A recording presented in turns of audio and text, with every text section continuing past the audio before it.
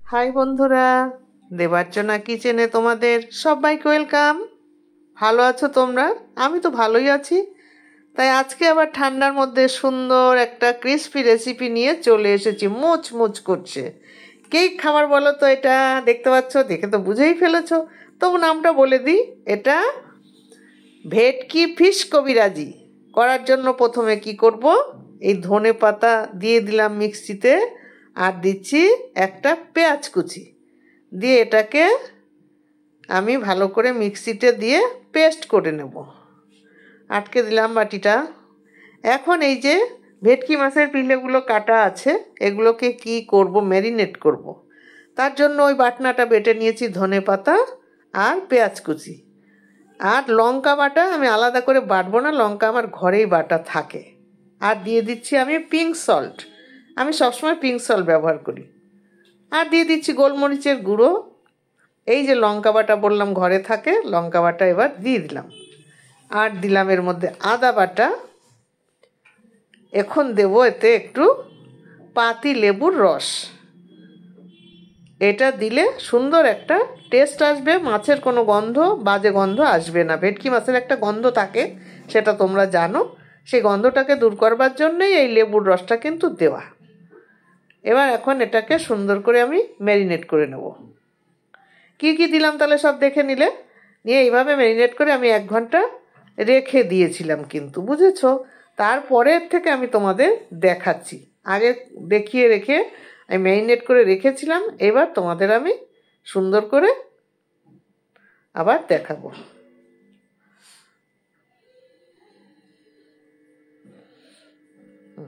এটা এইভাবে ম্যারিনেট করে আমি রেখে দেবো।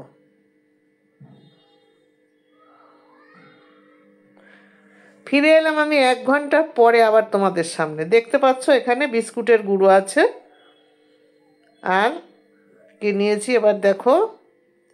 এখন আমি এর মধ্যে নিয়ে নিয়েছি ময়দা, 2 চামচ ময়দা, আর 2 চামচ কর্নফ্লাওয়ার দিয়ে দিচ্ছি। সমান সমানভাবে দিলাম। আবার একটু পিঙ্ক সল্ট দিয়ে দিলাম একটু গোলমরিচের গুঁড়ো, আর দিয়ে দেবো একটু লাল লঙ্কার গুঁড়ো। কেন বলো তো? রঙটা সুন্দর হবে, দেখতে ভালো লাগবে। দিয়ে এটাকে আমি আর একটা জিনিস দেবো, এর মধ্যে দিয়ে দেবো একটু তেল। তাহলে কি হবে বলো তো, জিনিসটা খুব মুচমুচে হবে। সেই জন্য আমি একটু তেল দিয়ে এটাকে এবার একটু করে জল দেবো, আর এটাকে ভালো করে ম্যারিনেট করে নেব বেশ সুন্দর করে। এটা যত ফেটানো যাবে তত তোমার জিনিসটা ভালো হবে। মানে ফেটাতে ফেটাতে এটা হালকা হয়ে যাবে, বুঝেছো। এরকম করে ফেটাতে হবে, যেরকম করে আমরা বেসন গুলি ঠিক সেরকম করে এটাকে এইভাবে গুলতে হবে।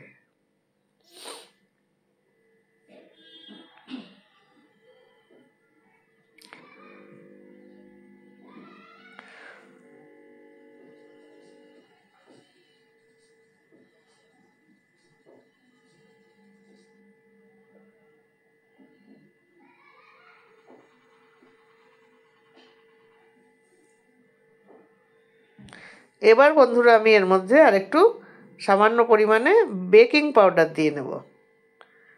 দিলে জিনিসটা ফুলবে আর মুচমুচে হবে। যত দেয়া যাবে সুন্দর টেস্টিটাও তত হবে, তাই না? তোমরা বেকিং পাউডারটা দিলে ভালো হয়, নাও দিতে পারো, অসুবিধা নেই কিছু। তবে দিলে দিবে, না দিলে না দিবে। এখন এই যে ম্যারিনেট করে রেখেছিলাম সেই মাছটাকে আমি কি করব দেখো।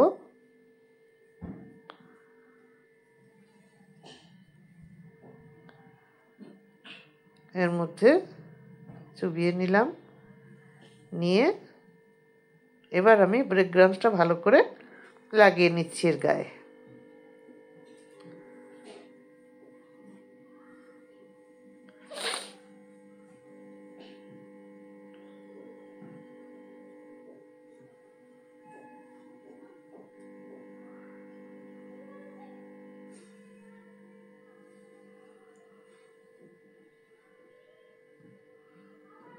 দেখো এভাবে চেপে চেপে আমি সবগুলোকে লাগিয়ে নিয়েছি, দেখতেই পাচ্ছ।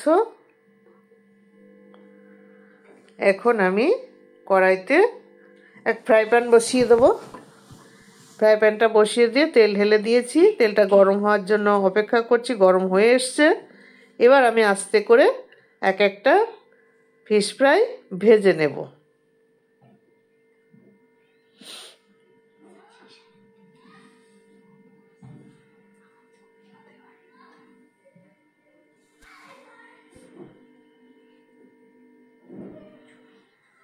দেখো রংটা কত সুন্দর এসছে, দেখতেই পাচ্ছ।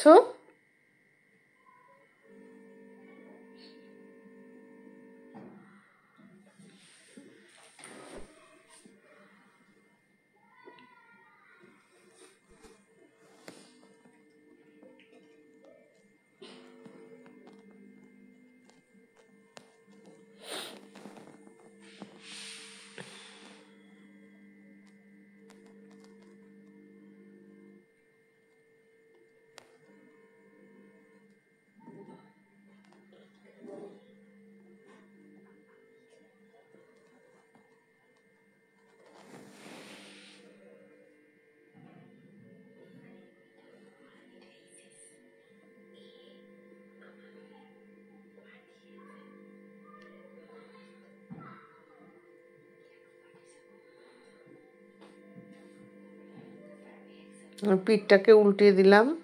আস্তে করে উল্টাতে হবে যাতে ভেঙে না যায়,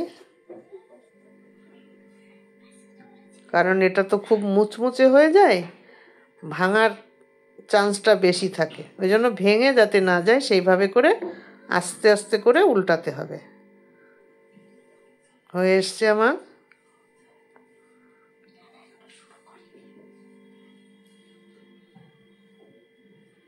দেখতেই পাচ্ছ, আস্তে করে আমি তুলে দিচ্ছি।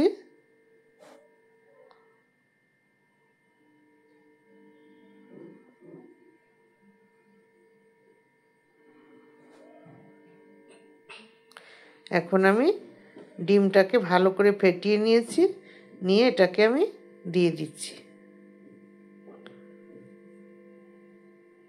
এর মধ্যে একটু নুন দিয়ে আর গোলমরিচ দিয়ে আমি ভালো করে মিক্সিতে দিয়ে ঘুরিয়ে নিয়েছি যাতে ফেটানোটা ভালো হয়।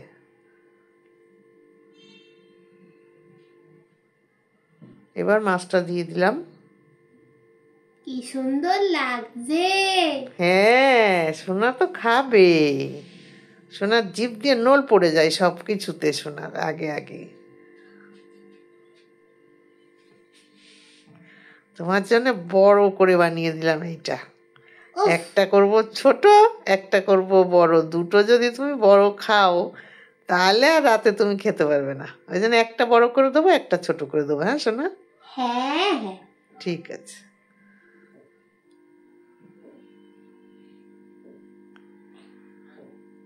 দেখতেই পাচ্ছ কত সুন্দর লাগছে।